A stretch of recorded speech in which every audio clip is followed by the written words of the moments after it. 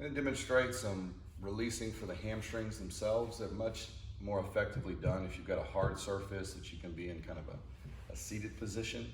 Of course, getting on the ground, using a foam roller, things like that will help the lymphatic system. But if you're really trying to get into some of those restricted areas, I suggest using a lacrosse ball or the small oar ball. Peanuts are nice. What this is, it's a self-made peanut. You can take a bottle cap from a water bottle, put it between two lacrosse balls, and this is just some Coban or Coflex. We just wrap around it.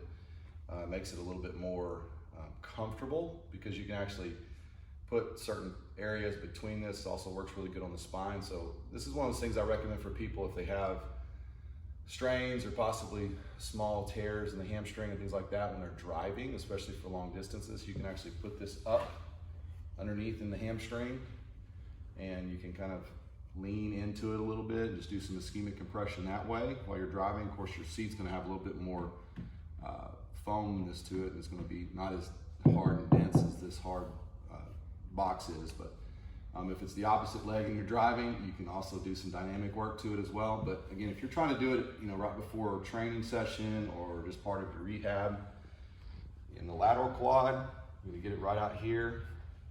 And you can find some of those tight areas just like that one. And then you're gonna do is lengthen and then shorten. And then I can actually apply as I'm in this position. That's what's nice about doing it on a box. I can apply more pressure by pushing down with my hands and extend. One thing that some people don't realize is that we have what we've talked about before is up in the neck or in the corner here, and especially in the armpit. Behind the knee, right directly behind it, we have a pretty thick neurovascular bundle, so stay away from that area as far as especially putting a lot of pressure.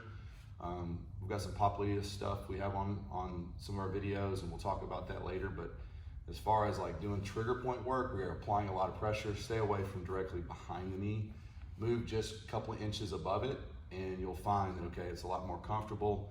You're not gonna compromise anything. You're not gonna create any stress in those regions. So again, kind of just lengthen and shorten.